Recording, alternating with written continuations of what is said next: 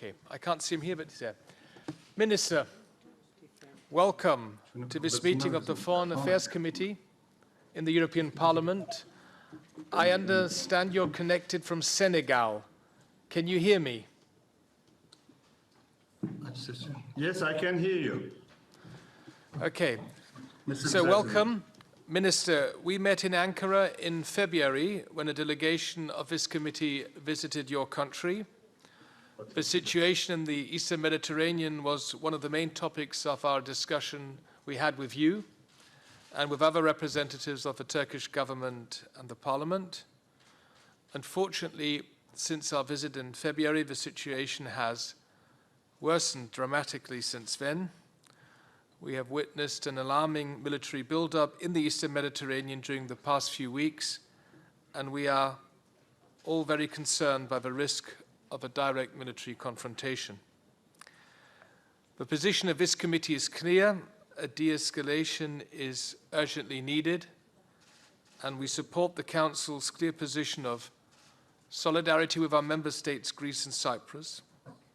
This Parliament, as you are aware, has been outspoken in condemning the Turkish drilling activities in the exclusive economic zones of Greece and Cyprus, which we consider being illegal. This conflict can only be resolved through dialogue and negotiations. Any concerns, however legitimate they may be, must be addressed through dialogue and cooperation. Therefore, we need concrete steps forwards, creating an environment conducive to the dialogue in good faith. The need for restoring trust and dialogue was also one of the main messages of our visit in February. Today it is even more important. Therefore, Minister, I am glad that we have this opportunity to discuss this matter with you and to hear the Turkish point of view. Your connection to our committee is timely, not only because it gives us the opportunity to hear the other side of the story after we had a debate with the Greek alternate Minister for Europe this morning, but also because, as you know, there will be a plenary debate and a resolution on the matter next week. So, colleagues, today's discussion will focus on the Eastern Mediterranean. Mr. Çavuşoğlu has offered to come back to AFET again to discuss a whole range of EU-Turkey relations following the invitation that I extended on behalf of our committee to him during our visit in Ankara. I know that there are many burning issues in our relations, but I would suggest that we leave some of these issues for a future debate. Today we want to concentrate on the situation in the Eastern Mediterranean. Minister, the floor is yours. I would suggest that you speak for about 10-15 minutes, and then I would like to give the floor to colleagues to make statements and ask questions. Please. Thank you very much, Chairman McAllister. Very nice to see you again, this time virtually. Greetings from Senegal. It's a pleasure to address AFET today. As a former parliamentarian and the president of the Parliamentary Assembly of the Council of Europe, I believe in the strength of parliamentary diplomacy and thus highly appreciate your work. It has been indeed a long time since Turkey's voice was last heard here at AFET. The current status of Turkish-EU relations may not be ideal, but this shouldn't prevent us from talking. Only through a sincere dialogue, I agree with you, we can better understand each other and produce positive outcomes.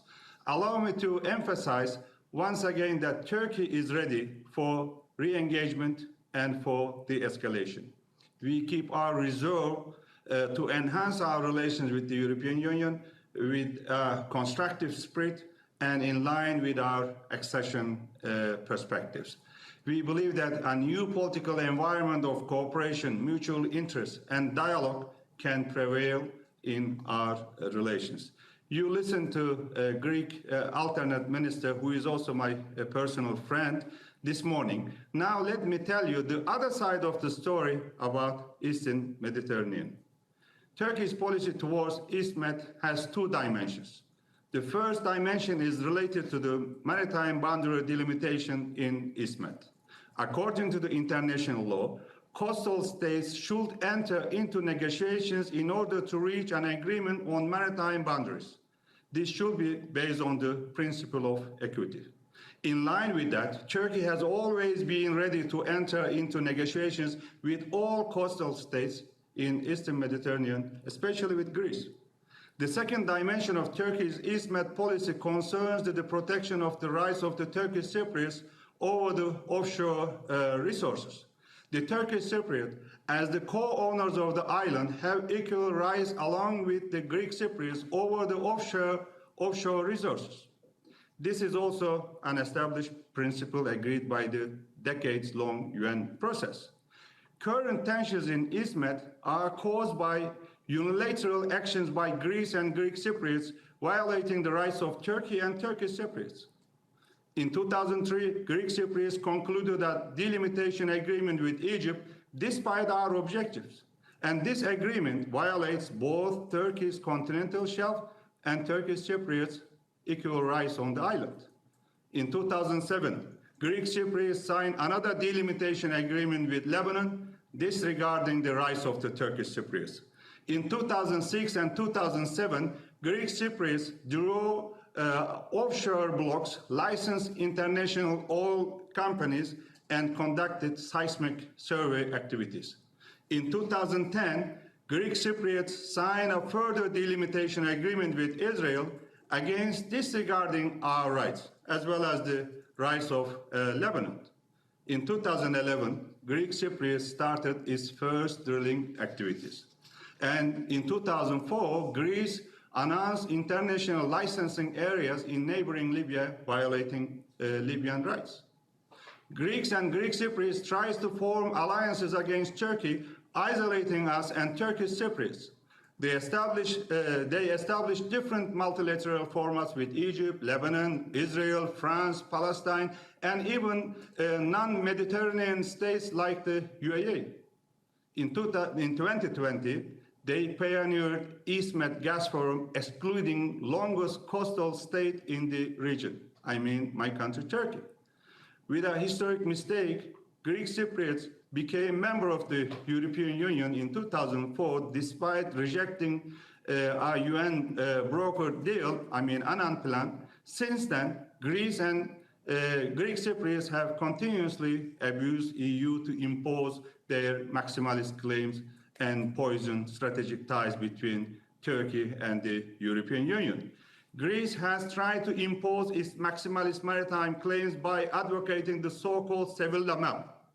Please look at the map carefully, and you can see how much left for Turkey according to this Sevilla map. Distinguished members of the committee and European Parliament, these have happened despite our calls for dialogue.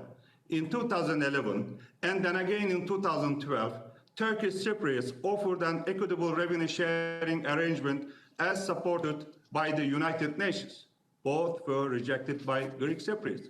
In 2019, Turkish Cypriots made another proposal for equitable revenue sharing. They want only equitable revenue sharing. And we supported it and said we are flexible and open to any model and mechanism, which might even include oil companies or a special commission. This was also rejected by Greek Cypriots. And we have been calling on continuing the exploratory talks with Greece since 2016, during the Cyprus government. And we express our readiness to make a fresh start with the new Greek government and start talks on complex set of issues, including maritime boundaries, maritime matters generally. This was not possible, as well as due to the Greek reluctance. President Erdogan spoke with Prime Minister Mitsotakis in New York last year on the occasion of United Nations General Assembly, in London on the occasion of NATO Leaders Summit, and I met my dear friend Nico Dendias several times, particularly in Geneva, but unfortunately, Greek side was not ready for such kind of sincere dialogue and negotiations with us. And they didn't take any action to start this dialogue and also to resolve all these outstanding issues. And as my country, Turkey, didn't take any action at sea from 2003 until the first offshore drilling operation of the Greek Cypriot administration in 2011. Instead, Turkey and Turkish Cypriots have made persistent calls to Greek Cypriots to cease offshore activities until a comprehensive settlement, which is equitable revenue sharing mechanism. Yet, the first drilling of Greek Cypriots left Turkey and the Turkish Republic of Northern Cyprus with no option but to react to these unilateral actions. Turkey and Turkish Republic of Northern Cyprus have also signed a maritime boundary delimitation agreement in 2011. And Turkish Republic of Northern Cyprus then identified offshore license blocks just as the Greek Cypriots and granted survey and drilling license to Turkish Petroleum Corporation, TPOA. And still, we waited until 2018, Mr. President, dear members, for our first drilling activity in the region. This is 7 years after the first drilling activity by the Greek Cypriots. These developments brought us to signing a maritime delimitation agreement with the United Nations recognized legitimate government of Libya in 2019. Dear colleagues, recently, on July 21st, we decided to send a seismic survey ship to the southwestern part of our continental shelf, which was registered to United Nations in 2004. This red area that you can see in the map, in 2004. And licenses were issued in 2009 and 2012. However, Germany and EU representatives, particularly Chancellor Merkel, requested us to give a final chance to diplomacy. As a sign of goodwill, we suspended the planned activity on July 21st, despite the very strong public opinion. We took a political risk, serious one. In the meantime, senior advisors of Turkish and Greek leaders had a series of meetings with German facilitation. Finally, we agreed to restart exploratory talks on confidence-building measures between militaries, and to avoid tension and escalation, and political consultation between foreign ministries. We even agreed on a joint statement to be made on 7th of August. However, hours before the release of our joint statement, Greeks declared the signing of a maritime deal with Egypt. You can agree or disagree with the content of the agreement, but hours before the release of this joint statement, signing an agreement means that Greece is not ready for cooperation and not ready for dialogue with Turkey. Germany and EU commissions were also unaware of this provocative act. I was in Malta, and Borrell was also there. We agreed to meet for this 18 March joint statement on migration, and he was also shocked. I called Heiko Maas. He was not aware of this. And advisor of Chancellor Merkel, Hacker, and everybody was very much disappointed, frankly speaking. So the agreement violated that agreement, both Turkey's and Libya's continental shelf or exclusive economic rights. Since Greece showed no good faith to Turkey and Germany and lost its credibility, unfortunately, we have restarted the suspended survey activity on our continental shelf. Greece has further escalated the tension by conducting military exercise, trying to harass our civilian survey ship, violating the demilitarized status of Eastern Aegean islands and Costa Rica, preparing to extend the breadth of its territorial sea, intimidating the Turkish minority in Western Thrace. Turkish minority has nothing to do with this problem at the East Med. They even had military exercise to intimidate those innocent people. So, despite the provocative actions, we continue to support Germany's facilitation efforts while Greece keeps dragging the feet. EU High Representative Borrell proposed to facilitate a direct dialogue between Turkey and Greece, and accordingly, I accepted to meet Foreign Minister Nikodendias. Unfortunately, this was also refused by the Greek side. Most recently, on September 3rd, we announced our public support to the de-escalation initiative of NATO Secretary-General. Greece has not responded positively on this call as well. They agreed At the beginning, they gave the consent, but after this announcement, unfortunately, they had to reject it. They put Secretary-General in a very difficult situation. And we are ready for dialogue without any preconditions. Without any preconditions. If Greece insists on preconditions, we will also insist on our preconditions. So I can share with those preconditions if you want to hear later on during the question and answer session. But let me finish my statement first. Honorable members of the European Parliament, dear friends, Turkish position is based on various judgments by the international legal bodies and based on the principle that islands cannot have a cut-off effect on the coastal projections. The islands which lie on the wrong side of the median line between two mainlands cannot create maritime jurisdiction areas beyond their territorial waters. The length and the direction of the coast should be considered in delineating or establishing maritime jurisdiction areas. When a line is drawn at an equal distance between Turkey and Greek mainlands, all Greek islands lying to the east of this line distorts equity. These islands shouldn't be granted exclusive economic zones or continental shelf. This is supported by judgments of the International Court and state practice. According to the maximalist position of Greek and Greek Cypriots, all islands automatically generate continental shelf or exclusive economic zones. From this map also you can see how much left for Turkey and how much Greece and Greek Cypriots are claiming. However, according to this maximalist position, however, the entitlement and delimitation are two different concepts. The islands of Coastal Reserve, which is also MACE, is the flagship of and a case in point of these Greek maximalist claims. Greece claims that a 10 square kilometer island lying 2 kilometers away from Turkish mainland and 580 kilometers away from the Greek mainland is supposed to create a 40,000 square kilometer continental shelf or exclusive economic zone area.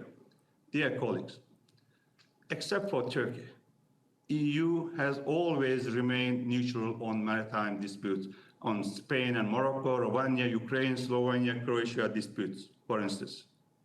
By acting as an international court, defending one side's claims over the issue, the EU has become a party of the problems, unfortunately. However, even the European Court of Justice has ruled that the Union has no jurisdiction over maritime border disputes. It has also no competence on maritime boundaries delimitation. I mean the EU Court of Justice decision of January 31st on Slovenia-Croatia maritime dispute. Therefore, the EU position in the Eastern Mediterranean is unfair and not compatible with international law and EU acquis. Dear friends, dear members, we have had ups and downs in our relations with the European Union. Nevertheless, we have always found a way to maintain our dialogue because our region needs our joint efforts. We always desire to see an EU that acts within wisdom, rationality, and common sense. We understand EU's principles of membership solidarity, as President also mentioned at the beginning. Yet we are against its use to detriment of our sovereign rights. That said, we welcome the statement of the EU Commission spokesperson with the reference to the Sevilla map. We hope that same common sense also prevails at the European Council meeting next week, or on September 24th, 25th. And I hope you take this background into consideration before giving a blind support to Greece and Greek Cypriots for the sake of that solidarity. Let me reiterate that we are ready for unconditional dialogue with Greece and the EU for better relations. We are also ready for a comprehensive agreement between Turkey and the EU on such as the renewed 18 March deal, as I mentioned before. And 18 March statement is a good example of how Turkey and EU can contribute to the regional security and prosperity.